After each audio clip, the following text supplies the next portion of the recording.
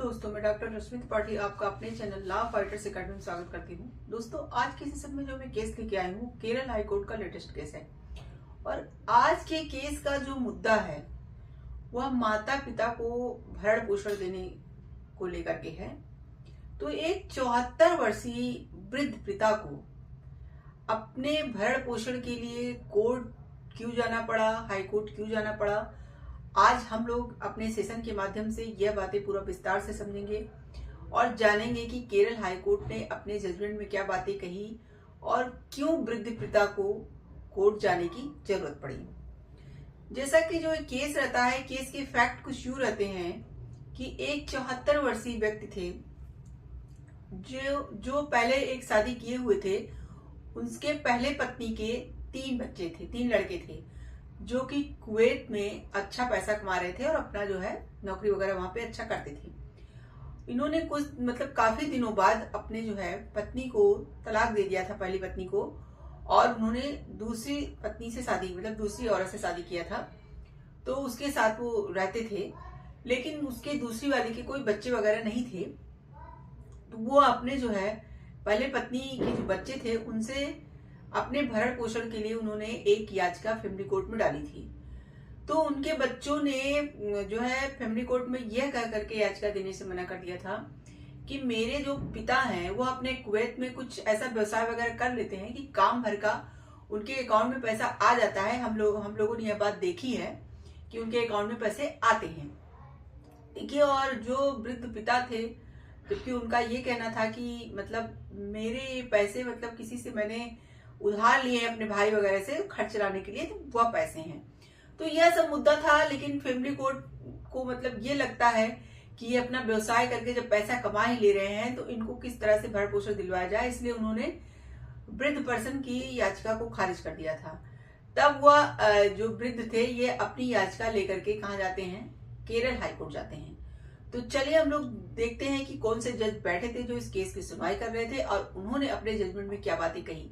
क्या इनको जो है भरण पोषण की राशि अपने बच्चों से मिलती है या नहीं मिलती, और जो है क्या जो फैमिली कोर्ट ने अपना जजमेंट दिया था वह जजमेंट को कोर्ट बरकरार रखती है या कोई अदर जजमेंट देती है। जैसा कि इस केस की सुनवाई न्यायमूर्ति कौशल एडप्पागत की एकल पीठ कर रही थी। जब उन्होंने सारे मसलों को जाना और समझा, सब कुछ देखा, तो चलिए हम लोग देखते हैं कि उन्होंने क्या बातें कही। देखिए, यहाँ पे कोर्ट ने मनुस्मृत, बाइबिल, कुरान का हवाला देते हुए कहा, वृद्ध माता पिता की उपेक्षा न केवल अवैध है बल्कि नैतिक और सामाजिक मूल्यों के भी विरुद्ध है।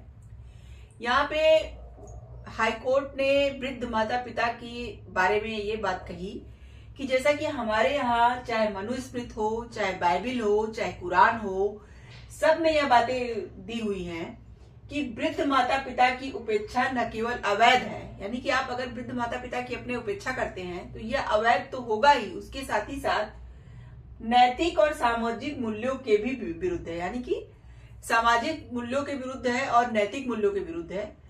तो यह चीजें सही नहीं है। यह हमारे चाहे मनुस्मृत हो या बाइबिल हो या कुरान हो, यानी कि सभी धर्मों की बात उन्होंने यहाँ पे की कि सभी धर्मों में यह बात उचित नहीं मानी गई है। उसके साथ ही कोर्ट ने कहा, यदि वृद्ध माता पिता किसी तरह रिश्तेदारों या मित्रों की वित्तीय सहायता से अपना भरण पोषण करते हैं तो इससे बच्चों को भरण पोषण प्रदान करने के दायित्व से मुक्ति नहीं मिल जाती। देखिए, यहाँ पे क्या मसला था, मैंने पहले ही आपको बताया कि जो वृद्ध पर्सन थे उनके अकाउंट में कुछ पैसे आए थे। तो उनके बच्चों का कहना था कि वो अपना बिजनेस करके करते हैं, इसी से उनके अकाउंट में पैसे आए। जबकि जो वृद्ध पिता थे उनका ये कहना था कि वो मैंने किसी से कर्ज लिया हुआ था, और कोर्ट ने ऐसा पाया भी, ऐसा सबूत और गवाह प्रस्तुत हुए जो बताए कि हाँ, इन्होंने कर्ज लिया हुआ था, वही उनके अकाउंट में पैसे पड़े थे। तो इस बात पे कोर्ट ने कहा कि यदि वृद्ध माता पिता किसी तरह रिश्तेदारों या मित्रों से कोई वित्तीय सहायता लेते हैं तो अपना भरण पोषण करते हैं तो इससे बच्चों को भरण पोषण प्रदान करने से मुक्ति नहीं मिल जाती है। यानी कि अगर वो भाई देखिए, अगर वृद्ध माता पिता के पास कहीं से भी पैसे नहीं आ रहे हैं, बच्चे भी नहीं दे रहे हैं, तो अपना किसी तरह से खर्च चलाने के लिए अपने रिश्तेदारों से या अपने मित्रों से अगर वो वित्तीय रूप से मदद ले रहे हैं, तो यहाँ पे कोर्ट का वही कहना था कि भाई वो किसी न किसी से तो वित्तीय रूप से मदद लेंगे ही, नहीं तो वो कैसे खाएंगे, पिएंगे और जिएंगे। तो इसीलिए अगर उन्होंने मदद ली तो वहां पे बच्चे भरण पोषण देने से इस बात से मुकर नहीं सकते हैं कि उनको पैसे कहीं से तो मिल रहे हैं। तो ये चीजें गलत हैं। फिर आगे कोर्ट ने कहा कि वृद्धावस्था में अपने माता पिता को भरण पोषण प्रदान करना बेटे का नैतिक कर्तव्य है और कानूनी दायित्व तो दोनों है। यहाँ पे कोर्ट ने कहा कि भाई माता पिता अगर बुजुर्ग हैं तो उनकी सेवा करना बेटे का नैतिक कर्तव्य के साथ साथ एक कानूनी दायित्व भी है। यानी कानून में भी ये बातें बताई गई हैं और नैतिक रूप से भी देखा जाए तो भी बच्चों का यह एक कानूनी दायित्व और नैतिक दायित्व दोनों है। आगे कोर्ट ने कहा कि समाज तभी फलता फूलता है जब उसके बुजुर्गों के साथ सम्मान और देखभाल से व्यवहार किया जाता है। यहाँ कोर्ट ने कहा कि जैसे समाज जो हमारा होता है वो तभी आगे बढ़ता है, तभी फलता फूलता है जब हम क्या करेंगे, जब हम बुजुर्गों के साथ सम्मान और देखभाल से व्यवहार किया जाता है। देखिए, जो माता पिता, यहाँ कोर्ट का ये कहना है कि जो माता पिता आपको जब आप छोटे थे तो आपको पाल पोस करके बड़ा किए, आपको पढ़ाया लिखाया, तब तो आप इस योग्य बने कि आप कहीं नौकरी पा रहे हो। तो वो माता पिता को बुजुर्ग होने पर अगर आपकी जरूरत है तो आप वहां उसे यह करके नहीं छोड़ सकते हो कि नहीं, ये कहीं से तो अपना भरण पोषण कर ले रहे हैं, कोई तो इनको दे दे रहा है। तो यह बातें उचित नहीं है, यहाँ पे कोर्ट का कहना था।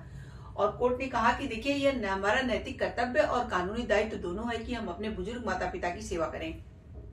आगे कोर्ट ने कहा कि हमारा समाज तभी फलता फूलता है जब हम अपने बुजुर्गों का, अपने बड़ों का हम सम्मान करते हैं, उनकी सेवा करते हैं। उसके साथ ही साथ कोर्ट ने कहा कि सभी धर्मों में यह बात बताया गया है कि माता पिता देवतुल्य होते हैं, हमें उनकी सेवा करनी चाहिए। कोर्ट ने कहा माता पिता और वरिष्ठ नागरिक, देखिए यहाँ पे कोर्ट ने सभी धर्मों का हवाला दिया कि सभी धर्मों में ये बातें कही गई हैं। उसके साथ साथ कोर्ट ने यहाँ पे कानूनी बातों को भी बताया कि कानून में कहाँ कहाँ ऐसा बताया गया है। देखिए, कानून में कोर्ट ने कहा कि माता पिता और वरिष्ठ नागरिकों के भरण पोषण अधिनियम 2007 में यह बात कही गई है। उसके साथ ही साथ सीआरपीसी का सेक्शन 125D जो होता है वो भी माता पिता के भरण पोषण की बात करता है। उसके साथ ही साथ जो अब सीआरपीसी की जगह चेंज होकर के बीएनएसएस आ गया है, उसमें भी, उसके भी सेक्शन 144D में ये बात कही गई है। उसके बाद कोर्ट ने कहा कि भारतीय संविधान हमारा जो है उसका आर्टिकल 51A है, जो वो भी ये बात बताता है कि माता पिता की देखभाल करना और उनका सम्मान करना यह हमारा कर्तव्य है। आगे न्यायालय ने क्या किया, फैमिली कोर्ट के आदेश को यहाँ पे खारिज कर दिया। जैसा कि फैमिली कोर्ट ने बच्चों के फेवर में अपना जजमेंट दिया था और बुजुर्ग पिता को यह कह दिया था कि आप तो अपना खर्चा किसी तरह चला ले रहे हो, तो आपको भरण पोषण की क्या जरूरत है। तो यहाँ पे उनके फैमिली कोर्ट ने जो आदेश दिया था, जो जजमेंट दिया था, उसको यहाँ पे हाई कोर्ट ने क्या कर दिया, खारिज कर दिया। और बच्चों को प्रतिमाह 20,000 रुपए भरण पोषण के रूप में देने की बात यहाँ पे कोर्ट ने की। तो ये था केरल हाई कोर्ट का बुजुर्ग पिता को लेकर के पूरा जजमेंट। देखिए, आज का जो जजमेंट है कितना सराहनीय जजमेंट है। जो भी बातें यहाँ पे केरल हाई कोर्ट ने कहा वो एकदम सही, एकदम मतलब उचित बात बोला कि जिन माता पिता ने, जब हम लोग छोटे थे, जब हमें उनकी जरूरत थी, तो उन्होंने पूरे मतलब एकजुट होकर के माता पिता ने हमारा मतलब पूरा प्यार दिया, सम्मान दिया, पाला पोसा और हमें आज इतना बड़ा कर दिया कि हम अपने पैरों पे खड़े होकर के कमा रहे हैं, ठीक, और अपना कोई बिजनेस कर ले रहे हैं, अपना कोई नौकरी कर ले रहे हैं अपनी एजुकेशन के बल पे। तो ये सब किसने करवाया है? आपके माता पिता ने ही ये बातें जो है आपको आगे लाया, आपको करवाया। और आज जब वो बुजुर्ग हो गए हैं, 74 वर्ष के हो गए हैं, अब वो उस लायक नहीं रहे कि वो अपना खुद से भरण पोषण कर सकें, तो वहां पे अगर आप अपने इस जो है कर्तव्य से मुकरते हो तो यहाँ पे गलत होगा। कोर्ट ने देखिए यहाँ पे इसीलिए कानून का भी उदाहरण दिया कि कानून में भी ये सब बातें कही गई हैं। उसके साथ ही साथ उन्होंने सभी धर्मों में, चाहे वो मनुस्मृति हो, चाहे वो बाइबिल हो, चाहे वो कुरान हो, चाहे वो बुद्ध धर्म हो, चाहे जो भी धर्म हो, सभी धर्मों का यहाँ हवाला देते हुए कहा कि हर धर्मों में यह बात हमें बताई गई है कि माता पिता देवतुल्य होते हैं और उनकी मदद करना, उनकी सेवा करना ही हमारा फर्ज बनता है। तो चाहे कानूनी रूप से हो, चाहे जो है धार्मिक रूप से हो, लेकिन माता पिता का सेवा करना यह हमारा कर्तव्य बनता है। तो आशा करते हैं कि आज का सेशन आपको पसंद आया होगा। अब मेरे चैनल को लाइक कीजिए, सब्सक्राइब कीजिए, शेयर कीजिए, बेल आइकन को दबाइए, जिससे ऐसे ही नए नए केसों जानकारी इसमें आपको अवगत कराती रहूं। तो थैंक यू। Very much.